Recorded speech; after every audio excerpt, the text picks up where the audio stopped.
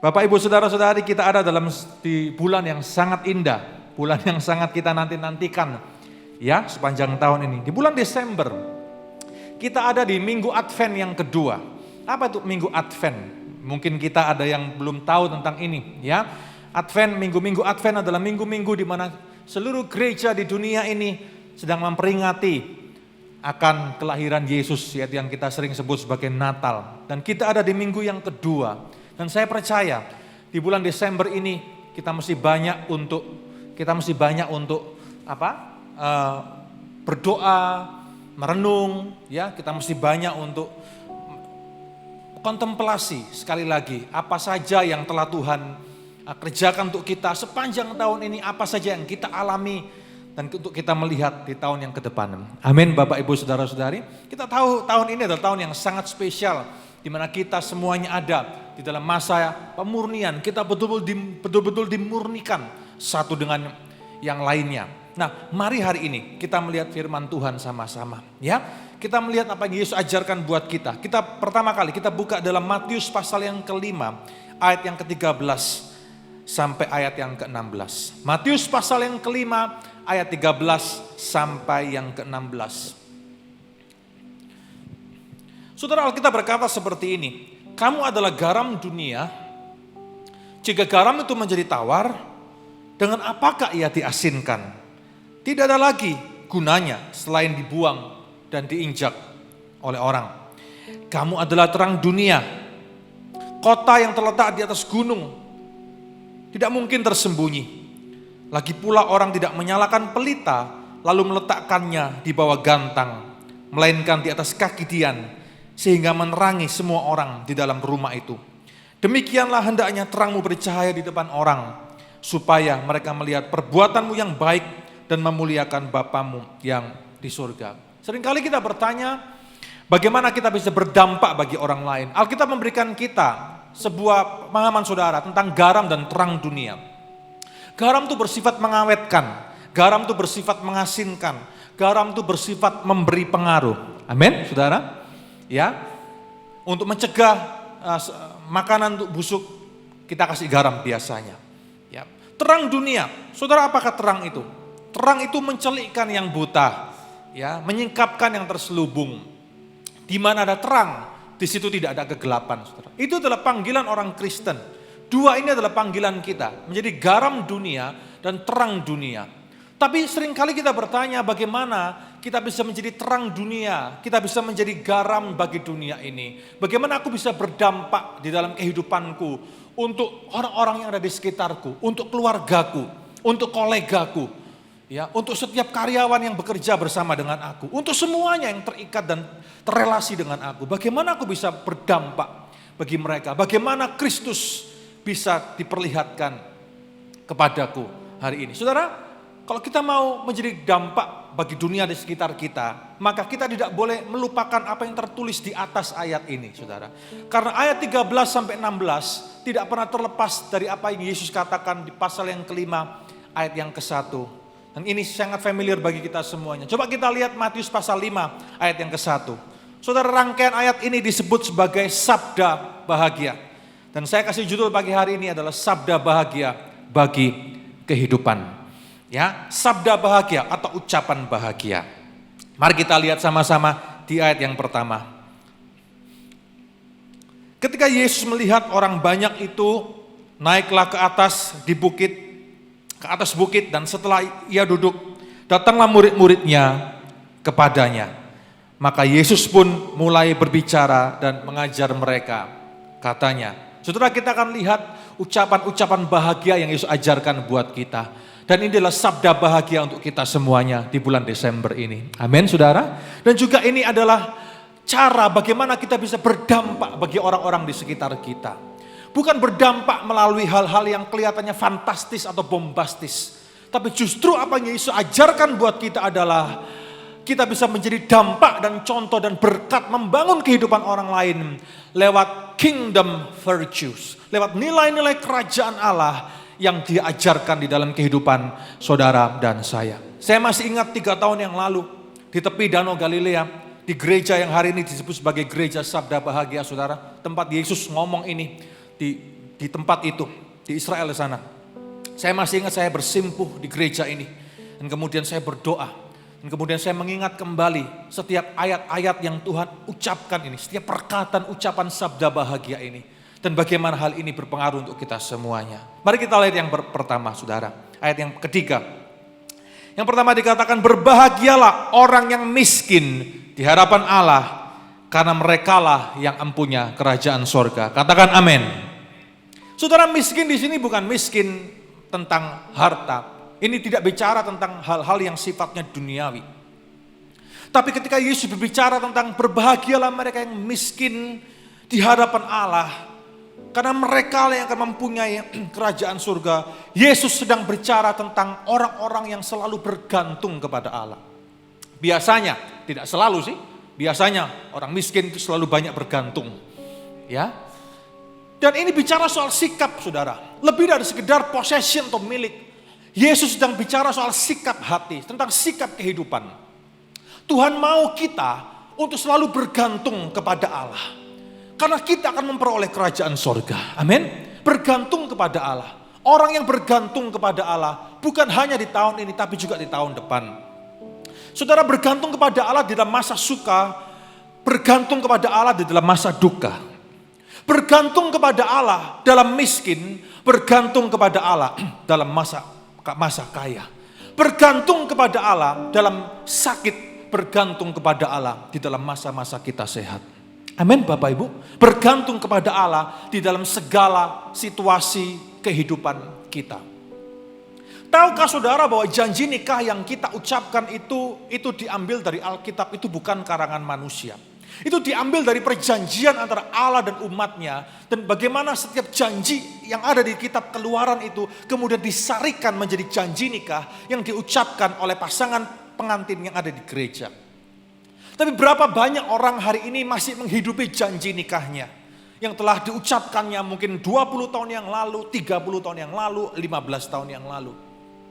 Ketika saudara yang sudah menikah, Bapak Ibu, saudara-saudari yang sudah menikah, Anda berjanji di hadapan Tuhan dan jemaatnya, didoakan oleh seorang hamba Tuhan, engkau berkata bahwa aku akan mengasihi engkau di dalam suka maupun duka, dalam miskin maupun kaya, dalam sehat maupun sakit. Apakah itu juga menjadi janji kita di hadapan Tuhan yang adalah mempelai pria kita yang sejati, kan kita adalah mempelai wanitanya.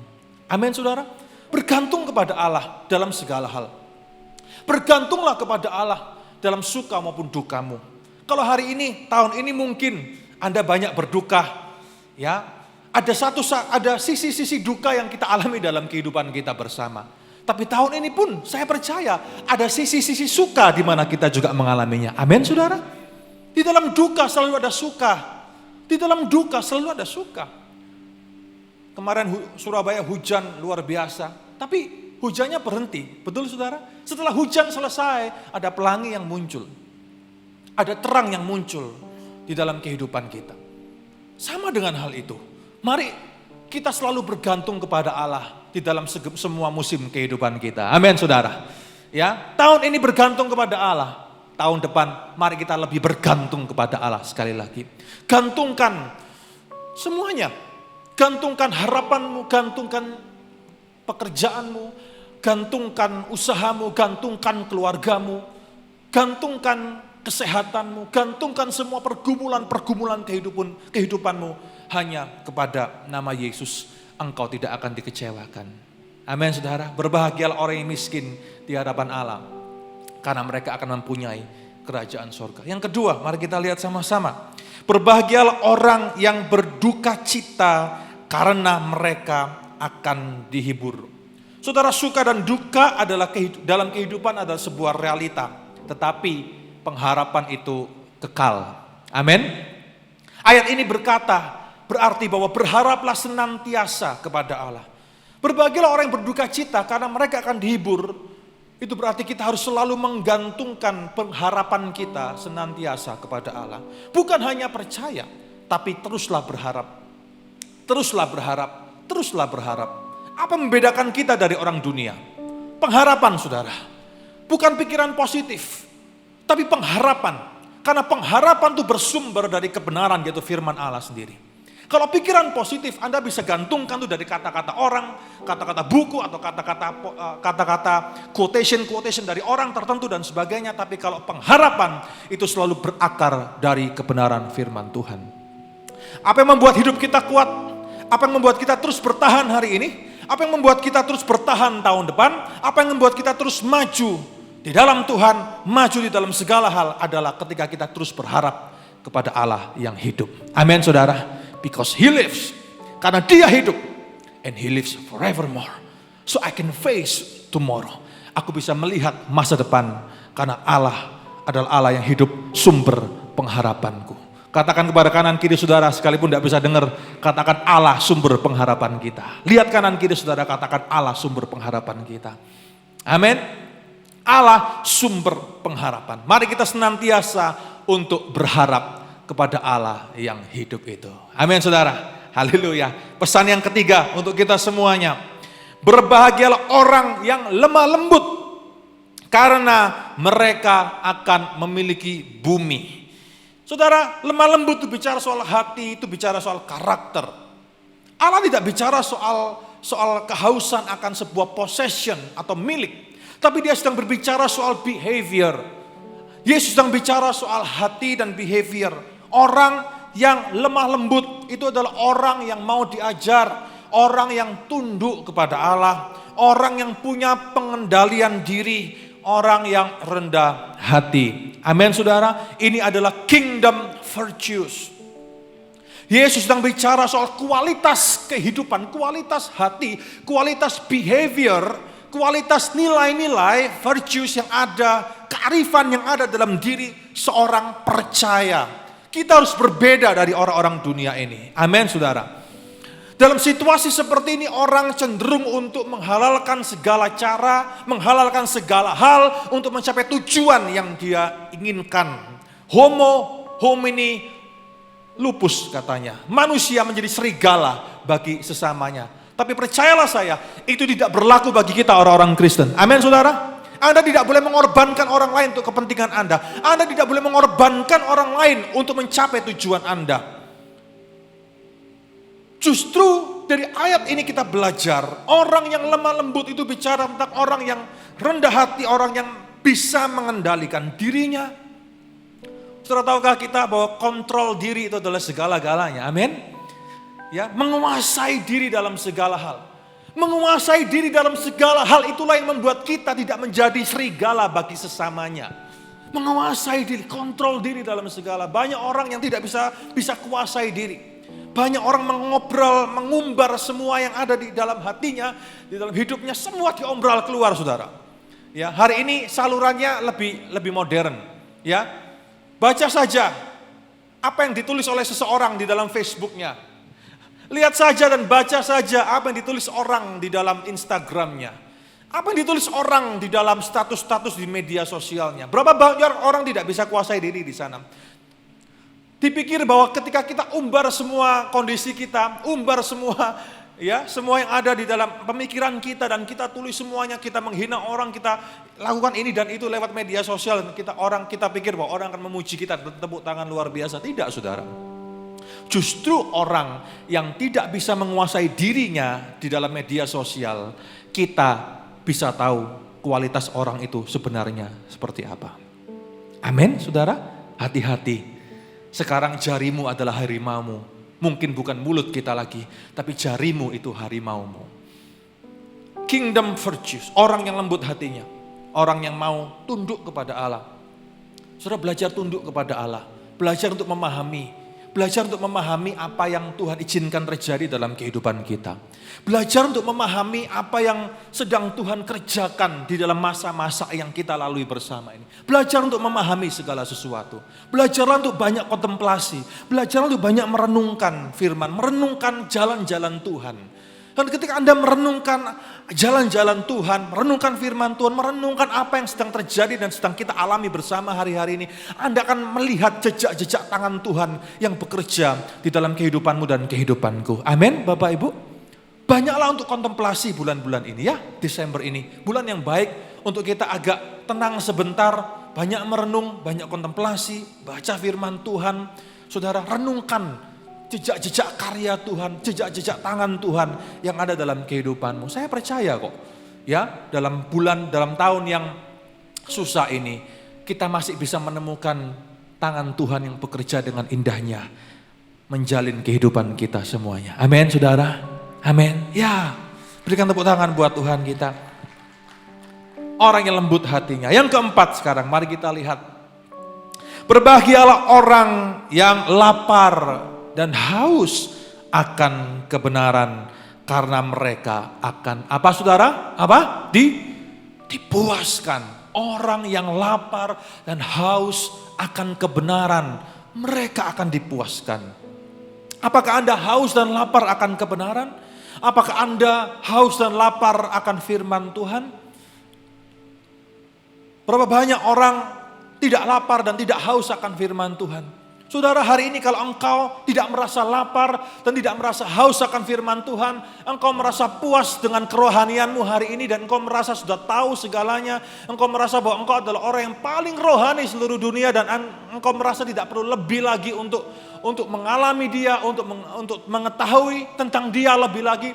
Saudara, hari ini mari kita bersimpuh sekali lagi di bawah sujud, di bawah kaki Tuhan dan berdoa, bangkitkan, Roh Kudus lahirkan hati yang haus dan lapar untuk mengenal Engkau lebih dalam lagi. Amin, Bapak Ibu. Selalu inginlah untuk mengenal firman-Nya lebih lagi, lebih lagi, lebih lagi, lebih lagi, lebih lagi. Haus dan lapar akan kebenaran, karena engkau akan dipuaskan. Orang yang haus dan lapar akan selalu ingin bertanya-tanya kepada Allah, apa kehendak Allah yang harus aku lakukan? Apa arti firman ini? Bagaimana aku bisa mengenal Tuhan lebih dalam lagi melalui firman-Nya? Bagaimana aku bisa semakin dekat dengan Tuhan melalui firman ini? Saudara, ini adalah bulan yang baik. Tadi saya sempat ngomong bahwa di seluruh dunia banyak gereja sekarang sedang banyak masuk ke dalam minggu Advent ini, banyak orang sedang berpuasa, banyak orang sedang mencari wajah Tuhan, banyak orang sedang ingin mengenal kehendak Tuhan lebih lagi. Saudara, mari kita lakukan itu. Mari kita banyak kontemplasi, ya. Kita merenungkan betul, kita selidiki firman Tuhan, kita baca. Roh Kudus akan mewahyukan, Roh Kudus akan menyingkapkan banyak hal untuk saudara dan saya. Amin, saudara. Because our spiritual life is a journey with God. Karena kehidupan kerohanian kita itu adalah sebuah perjalanan. Jangan berhenti. Anda belum sampai kepada destinasinya, belum sampai kepada tujuannya. Ini masih journey, masih banyak hal yang harus kita lalui, saudara. Jangan berhenti.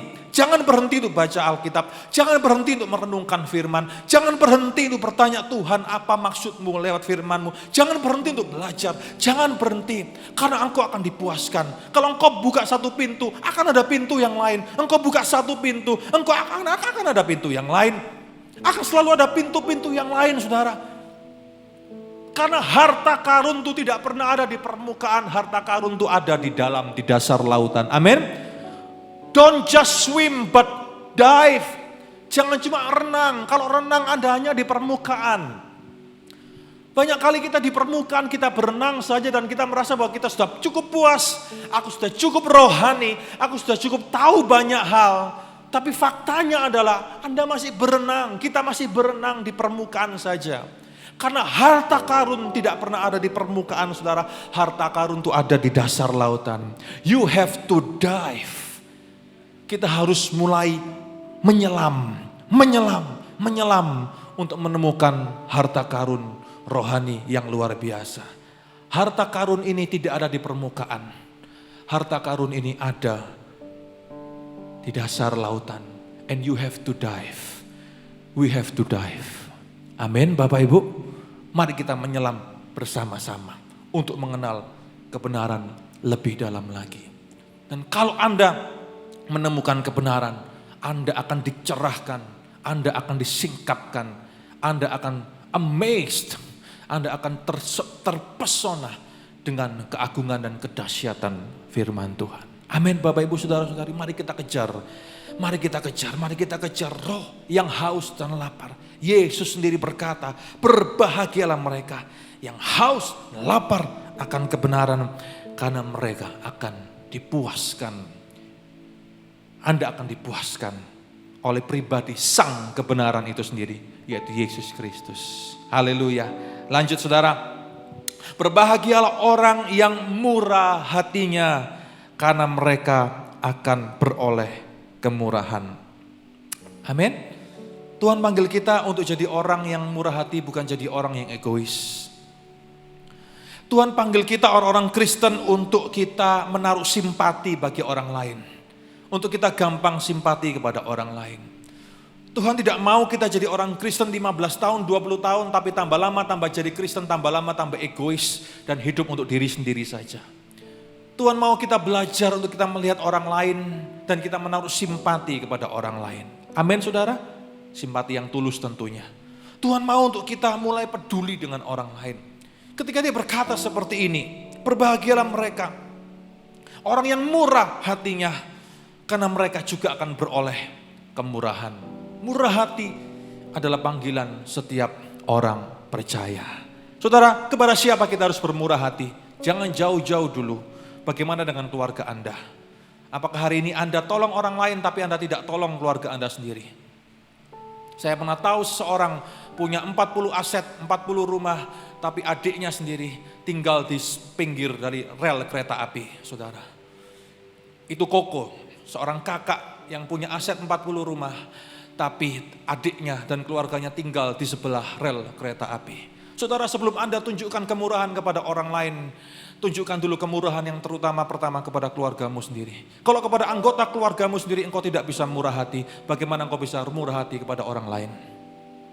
Halo? Kepada yang saudara sendiri saja kita tidak bisa murah hati. Bagaimana kita bisa murah hati kepada orang lain yang tidak saudara dengan kita? Tuhan mau kita belajar untuk tidak egois. Tuhan mau kita belajar untuk mulai menaruh simpati kepada orang lain. Seperti yang Yesus ajarkan kepada kita. Amin, Bapak, Ibu, Saudara-saudari. Itulah mengapa Yesus berkata juga, di mana hatimu berada, di mana hartamu berada, di situ apa? Hatimu berada. Saudara, itu yang Tuhan ajarkan. Mari di bulan Desember ini, mari kita belajar apa yang Yesus ucapkan sebagai nilai-nilai kerajaan Allah. Selanjutnya, berbahagialah orang yang suci hatinya, karena mereka akan melihat Allah. Suci hatinya, suci hatinya, kudus hatinya. Apa artinya suci hatinya? Bersih, lurus hati, saudara. Batinnya lurus, hatinya lurus, motifnya lurus, tanpa pamrih. Mari kita belajar mengembangkan nilai ini, hati yang seperti ini ya. Mari kita belajar supaya setiap hari kita menjaga batin kita tetap lurus, hati kita tetap lurus, motif kita tetap lurus, tanpa pamrih di dalam melayani Tuhan. Apa yang kitab Yosua katakan? Aku akan menyertaimu dan engkau akan beruntung kemanapun kau pergi, asal engkau tetap lurus hatimu, tetap lurus. Menjaga hatimu sesuai dengan firman-Ku. Tetap lurus, tidak bengkok hati. Tidak mengarah ke kanan atau ke kiri. Tapi kita tetap lurus. Menjaga hidup kita tetap lurus. Kenapa? Karena hari ini banyak orang bengkok hati. Bengkok ke sana kemari. Betul? Saudara? Diterpa segala kebutuhan. Diterpa segala tekanan, pressure dan semuanya. Banyak orang mulai menggadaikan idealismenya. Banyak orang mulai menggadaikan semuanya, saudara. Banyak orang mulai membanting harga dirinya. Banyak orang mulai melakukan segala hal yang dulu tidak pernah dilakukan, sekarang mulai kelihatan aslinya semuanya. Apapun bisa dilegalkan karena orang sudah tidak lagi lurus hati dan lurus batinnya. Kalau hatimu lurus, kalau batinmu lurus, orang akan melihatnya itu. Kalau batinmu lurus, maka semuanya akan lurus, saudara. Kalau Anda melihat banyak orang berlaku aneh-aneh di luar sana dan ini dan itu terjadi karena batinnya sudah tidak lagi lurus. Karena hatinya mulai tercemar dengan segala hal. Orang yang suci hatinya akan melihat Allah. Apakah kau melihat Allah? Maka jagalah batinmu lurus, batinmu suci senantiasa, maka engkau akan melihat Allah. Setiap akhir tahun seharusnya yang kita doakan adalah, Tuhan jadikan aku tahun depan supaya aku semakin suci, semakin lurus, dan semakin berkenan. Seorang pernah berpesan kepada saya hari ini, berapa tahun yang lalu, berkata seperti ini, Om pesan sama kamu ya, lebih senior saudara. Ya, Om pesan sama kamu, doamu setiap tahun, setiap akhir tahun, ya jangan berdoa Tuhan supaya tahun depan aku bisa lebih kaya. Jangan berdoa seperti itu.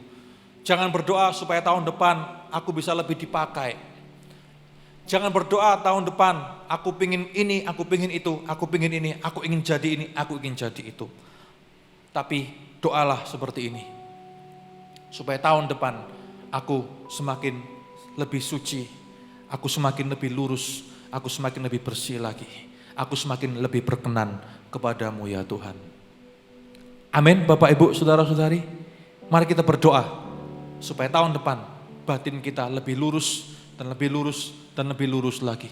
Karena banyak orang sudah bengkok hatinya hari-hari ini. Amin saudara. Apalagi kalau kita adalah hamba-hamba Tuhan. Apalagi kalau kita adalah orang-orang yang melayani Tuhan. Itu harus menjadi doa kita senantiasa. Haleluya, haleluya. Ada amin saudara? Amin, haleluya. Mari kita lanjutkan selanjutnya. Oke.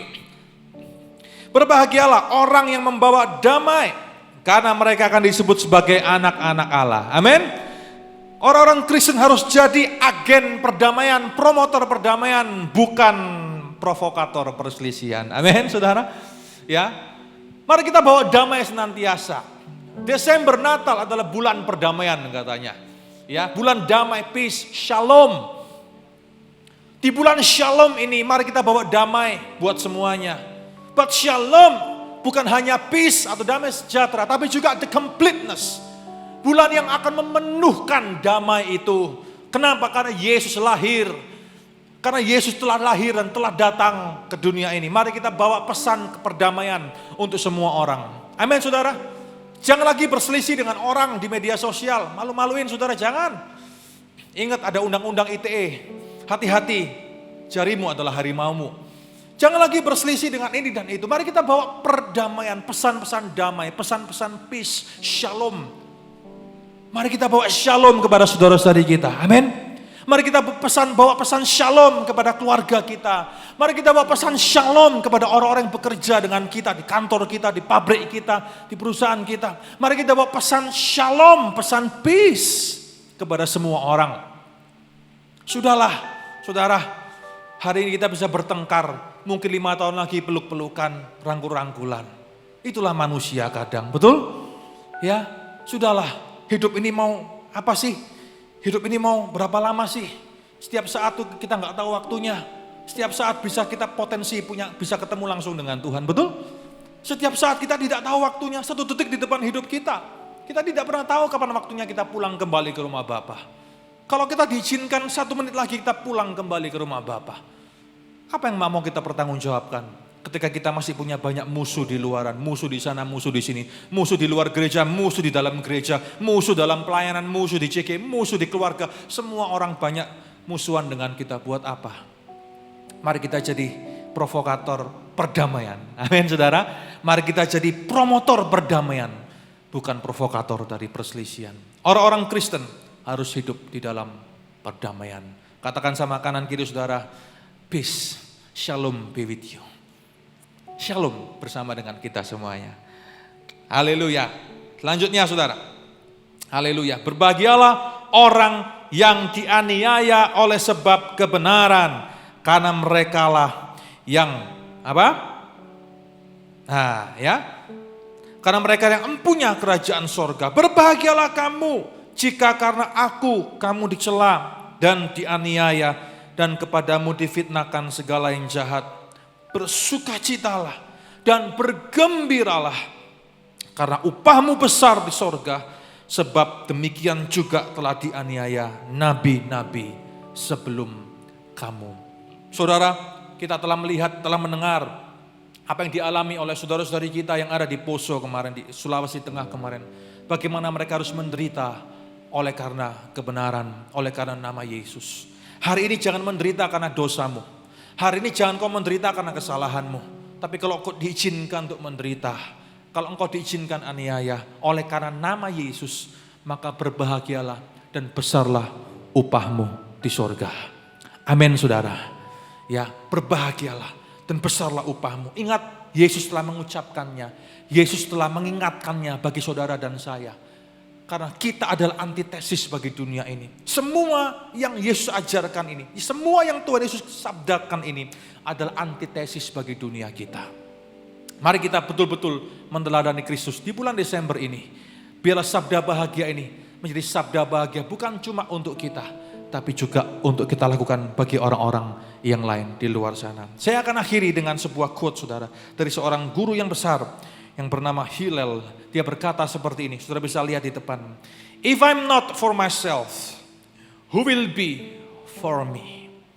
If I'm not for others, what am I? And if not now, when? Kalau aku bukan untuk orang lain, aku ini apa? Kalau bukan sekarang, lalu kapan? Saudara, ini adalah pengingat untuk kita semuanya. Sekaranglah waktunya untuk kita membawa sabda bahagia, ucapan bahagia ini bagi semua orang yang kita temui di luar sana. Amin. Bagi orang-orang di dalam gereja, bagi saudara-saudara kita seiman, bagi orang-orang yang tidak seiman pun kita bawa sabda bahagia ini. Bagi keluarga kita, bagi semua orang yang berkaitan dengan kita, mari kita menghidupi ini dan kita bawa pesan damai sejahtera bagi semuanya. Di bulan Desember ini, mari kita banyak kontemplasi, mari kita banyak cari wajah Tuhan. Haleluya. Biar damai sejahtera mengiringi kita semuanya.